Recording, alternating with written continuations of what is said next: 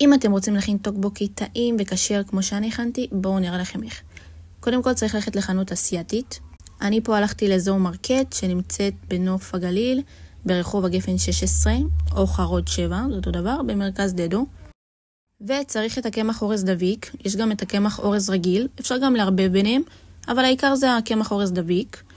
ותראו איזה מבחר יש פה, מלא דברים אסיאתיים מיוחדים, כל מיני ירקות מיוחדים, שלא מוכרים בכל ירקניה.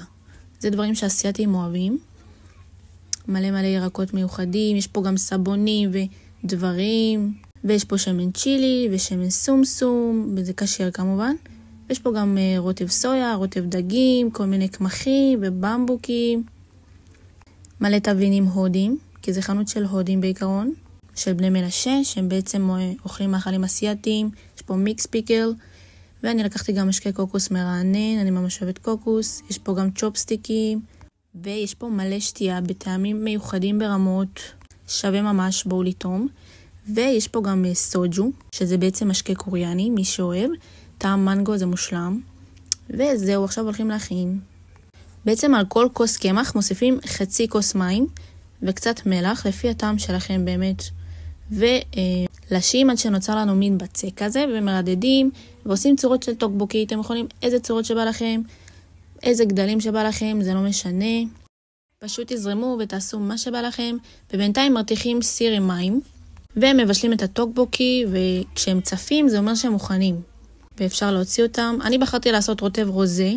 אתם יכולים לעשות איזה רוטב שבא לכם באמת, לפי הטעם שלכם. אז פה טיגנתי שום עם קצת שמן סומסום. אפשר גם שמן צ'ילי, אבל זה קצת יותר חריף. הוספתי רסק עגבניות, תבלינים, שמנת לבישול, ומערבבים. הוספתי גם גבינה צהובה, כי זה הגבינה שהייתה לי. אפשר איזה גבינה שבא לכם. תראו איזה קרמי ומושלם. ועכשיו מוסיפים את הטוקבוקי. תראו איזה מושלמים הם יצאו.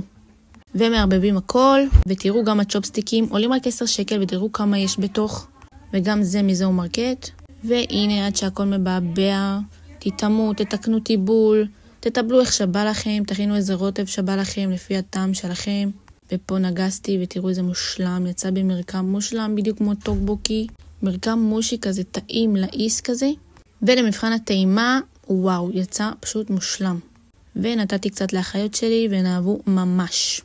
וזהו, תכינו בתיאבון.